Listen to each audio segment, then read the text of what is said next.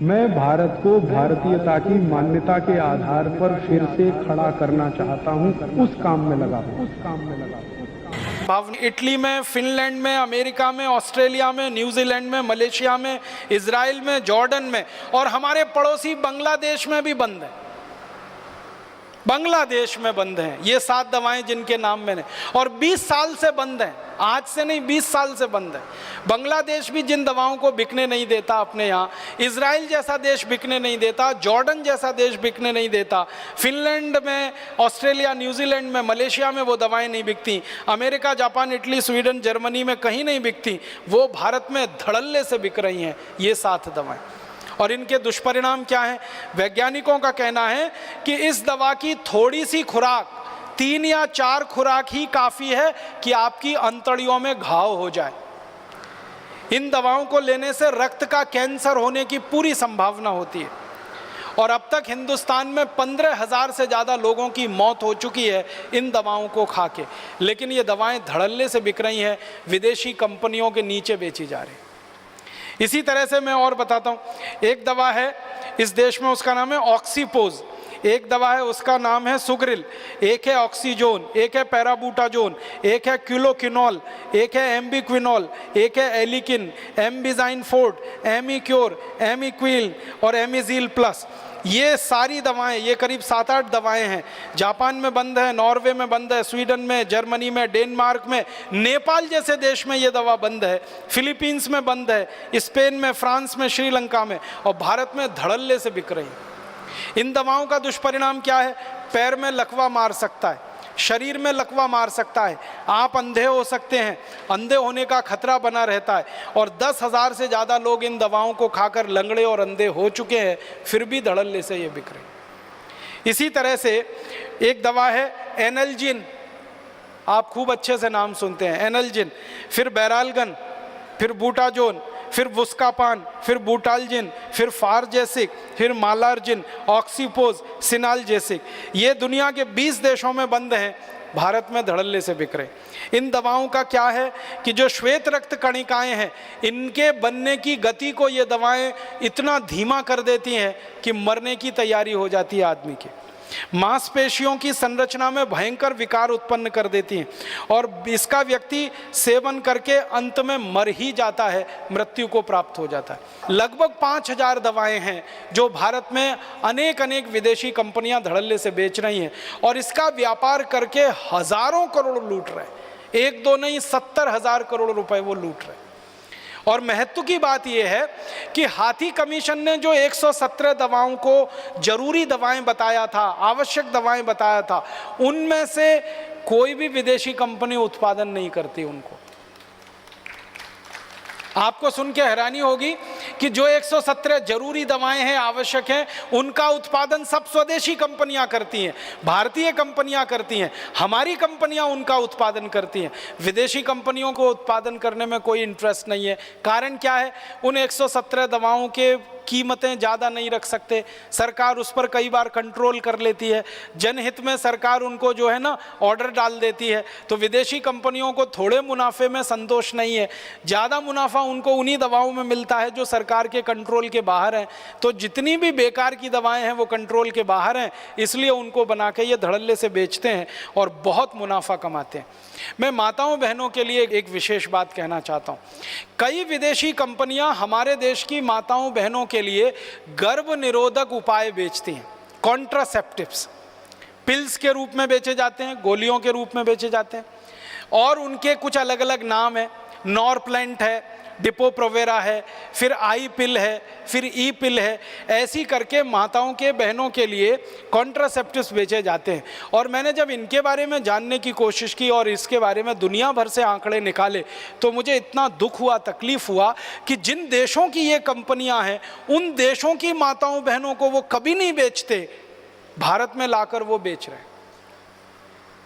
जैसे हमारे देश में माताओं बहनों के लिए डिपो-प्रोवेरा नाम का एक तकनीक है जो इन्होंने बनाई है कॉन्ट्रासेप्शन के लिए, गर्भ निरोधन के लिए। वो अमेरिका की कंपनी है, कंपनी का नाम है अपजॉन। ये कंपनी को अमेरिका की सरकार ने बंद किया हुआ है, बैन किया हुआ है कि वो डिपो-प्रोवेरा को अमेरिका में नहीं बेच सकते।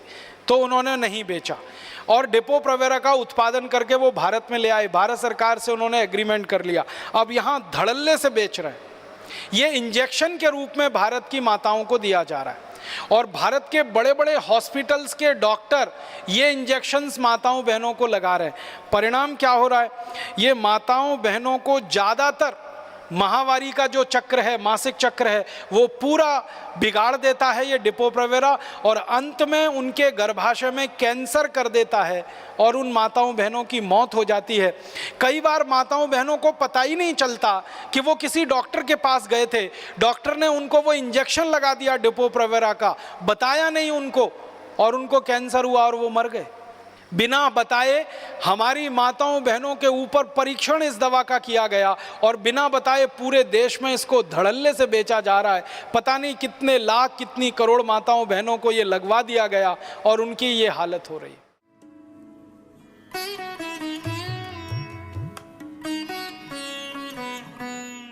हमारे देश में एक कॉन्ट्रासेप्शन के लिए नेट इन नाम की एक उन्होंने टेक्नोलॉजी लाई है। स्टीरॉइड के रूप में ये माताओं को दिया जाता है, कभी इंजेक्शन के रूप में दे देते हैं, कभी गोलियों के रूप में दे देते हैं और इससे अक्सर हमारी माताओं बहनों को गर्भपात हो जाते हैं और उनके जो पीयूष ग्रंथि के हार्मोन का सिक्रीशन है वो पूरी तरह से डिसबैलेंस हो जाता है, असंतुलित हो जाता है और माताएं बहनें बहुत परेशान होती हैं जिनको ये नेट इन दिया जाता है।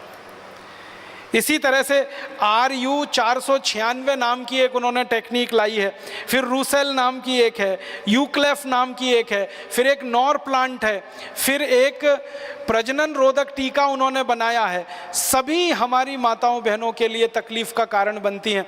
उनमें एक बहुत बड़ी तकलीफ़ ये आती है कि ये जितने भी कॉन्ट्रासेप्शंस की चीज़ें माताओं बहनों को दी जाती हैं, यूट्रस की, गर्भाशय की मांसपेशियाँ एकदम ढीली पड़ जाती हैं, पूरा मासिक चक्र उनका गड़बड़ा जाता है।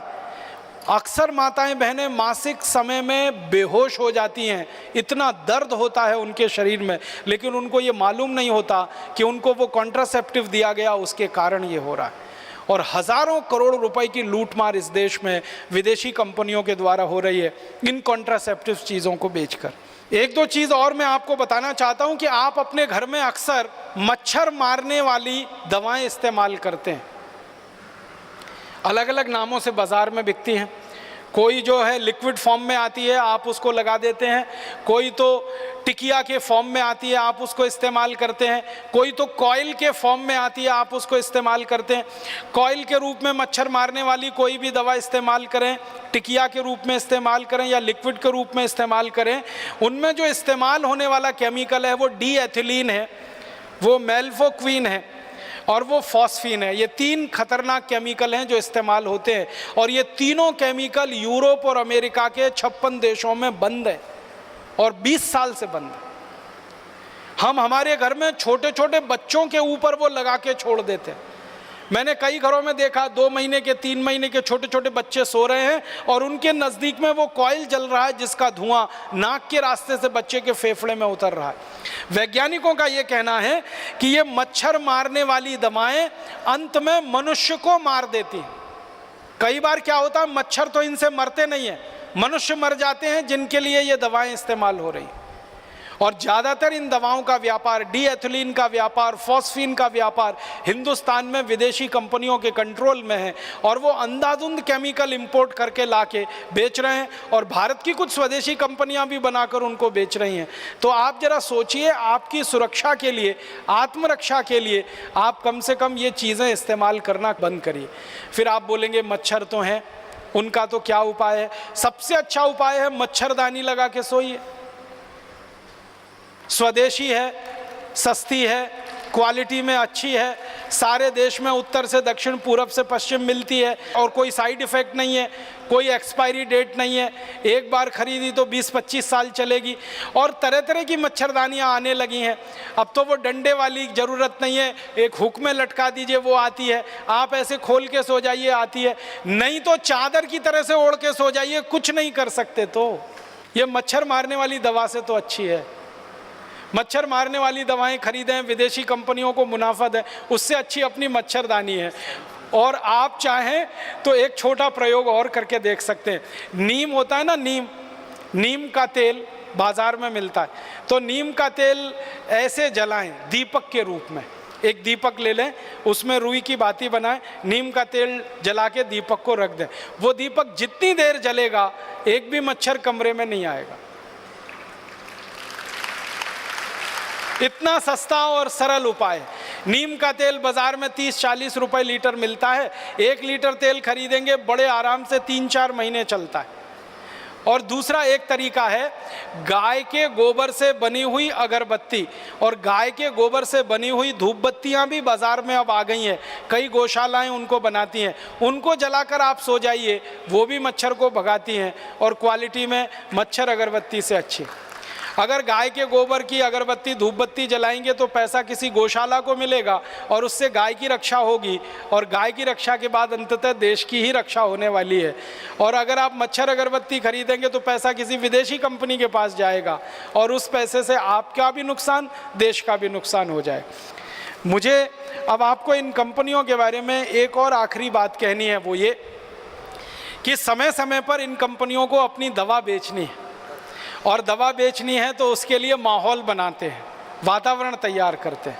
और वो वातावरण और माहौल कैसे तैयार किया जाता है उसका ताज़ा उदाहरण है स्वाइन फ्लू।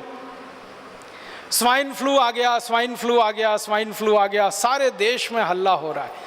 अखबारों में फ्रंट पेज पर खबर छप रही है, टीवी चैनलों पर दूसरी न्यूज़ ही नहीं है सिवाय इसके कि स्वाइन फ्लू, स्वाइन फ्लू। हर दिन कैंसर से 1500 लोग मरते हैं औसतन, और 1200 लोग करीब करीब दमा, अस्थमा, ट्यूबरकुलोसिस से मरते हैं। हृदय घात की बीमारियों से 800 से 1000 लोग हर दिन मरते हैं। तो इतनी बड़ी मौत के आंकड़े हैं, कैंसर, हार्ट अटैक, दमा, अस्थमा, ट्यूबरकुलोसिस, उसके बारे में मीडिया में कोई चर्चा नहीं है। Swine flu, swine flu, swine flu. इसका एक रहस्य है। रहस्य इसका ये है कि कैंसर का वैक्सीन नहीं बनता, ट्यूबरकुलोसिस का वैक्सीन नहीं बनता, दमा का वैक्सीन नहीं बनता, अस्थमा का वैक्सीन नहीं बनता, हृदय घात का वैक्सीन नहीं बनता। मतलब सीधा सा ये है, जिन बीमारियों के वैक्सीन नहीं बन सकते उन बीमारियों पर मीडिया चर्चा नहीं करता, क्योंकि उनसे कंपनियों को कोई बड़ा लाभ होने की गुंजाइश नहीं। स्वाइन फ्लू का वैक्सीन बन सकता है, एवियन फ्लू का वैक्सीन बन सकता है, सार्स का वैक्सीन बन सकता है, और थोड़े दिन पहले एक बर्ड फ्लू आया था, उसका वैक्सीन बन सकता है। तो एवियन फ्लू है, बर्ड फ्लू है, सार्स है, स्वाइन फ्लू है, इन सब बीमारियों के वैक्सीन बन सकते हैं और वैक्सीन बनकर बाजार में बिक सकते हैं, और इसमें विदेशी कंपनियों को मुनाफा बहुत भयंकर है। इसलिए मीडिया में ये सारी खबरें बाकायदा प्रायोजित तरीके से दिया जाती हैं, छपवाई जाती हैं, बनवाई जाती है। एक अमेरिकन कंपनी है, वो स्वाइन फ्लू की दवा बनाती है, टेमी फ्लू। और जानकारी ये मिली है कि टेमी फ्लू दवा को बनाते समय वायरस जो है अनकंट्रोल्ड हुआ, नियंत्रण के बाहर हुआ, और उसने स्वाइन फ्लू को फैलाना शुरू किया सारी दुनिया। माने एक अमेरिकन कंपनी की बदमाशी से, एक अमेरिकन कंपनी की गैर जिम्मेदारी से स्वाइन फ्लू का वायरस सक्रिय हुआ और सारी दुनिया के 30 देशों को उसने अपनी चपेट में लिया। अब वो 30 देश हैं, वो टेमी फ्लू के ग्राहक हो गए। वायरस निकला अमेरिका से, ग्राहक हो गए उनके दुनिया के 30 देश के लोग। अब वो सब लोग जिनको स्वाइन फ्लू होने की संभावना है या हो गया है, डॉक्टर उनको एक ही दवा लिख रहे हैं, टेमी फ्लू खाओ, टेमी फ्लू खाओ, टेमी फ्लू खाओ। जो विद्वान डॉक्टर हैं और जो इन कंपनियों के चक्कर में नहीं फंसते हैं, ऐसे भी कई डॉक्टर हैं, वो बता रहे हैं कि टेमी फ्लू बिल्कुल मत खाओ, क्योंकि आपने टेमी फ्लू खाया तो ये स्वाइन फ्लू का जो वायरस है ये स्ट्रक्चर बदलने में माहिर है, तुरंत नया स्ट्रक्चर ले सकता है और वो नए स्ट्रक्चर में रेजिस्टेंस आ सकता है, फिर कितना भी टेमी फ्लू खाना ठीक ही नहीं होने वाले। तो ऐसा पूरे देश में आतंक और माहौल फैला दिया। और ये आतंक और माहौल के दो ही उद्देश्य हैं। पहला उद्देश्य है ज़्यादा से ज़्यादा टेमी फ्लू दवा बेचना, जो पिछले 10 साल से इस कंपनी ने उत्पादन करके गोडाउन में भरी हुई है। अब वो गोडाउन खाली करना है। अब ये गोडाउन कोई ऐसा गोडाउन नहीं है जो टूथपेस्ट का हो, रोज़ इस्तेमाल करें और फेंक दें। ये गोडाउन तो तभी खाली होगा जब कोई दवा का आतंक हो, वायरस का आतंक हो और डर हो और दहशत हो। डर दहशत और आतंक के चलते आदमी मजबूर हो जाता है महंगी से महंगी दवा खाने के लिए और महंगे से महंगा इलाज करने के लिए। तो ये स्वाइन फ्लू का वायरस इसी तरह का एक प्रोपेगेंडा है। मुझे तो एक ही बात कहनी है, वो ये कि ये स्वाइन फ्लू नहीं है, मीडिया फ्लू है। मीडिया ने पैदा कर दिया। मैं आपको एक पुरानी जानकारी देना चाहता हूँ, बहुत गंभीर है, आप उससे अंदाज़ा लगाइए कि ये कंपनियां कितनी निकृष्ट हैं, कितनी नराधम हैं। सन 1916 से 1918 के बीच में 2 साल में दुनिया भर में एक बीमारी फैली, एवियन फ्लू। वो ऐसा ही था जैसे स्वाइन फ्लू है, और उस बीमारी के फैलने से सारी दुनिया में कुछ लोग प्रभावित हुए। जो लोग प्रभावित हुए उनकी संख्या बताई जाती है 4.5 करोड़।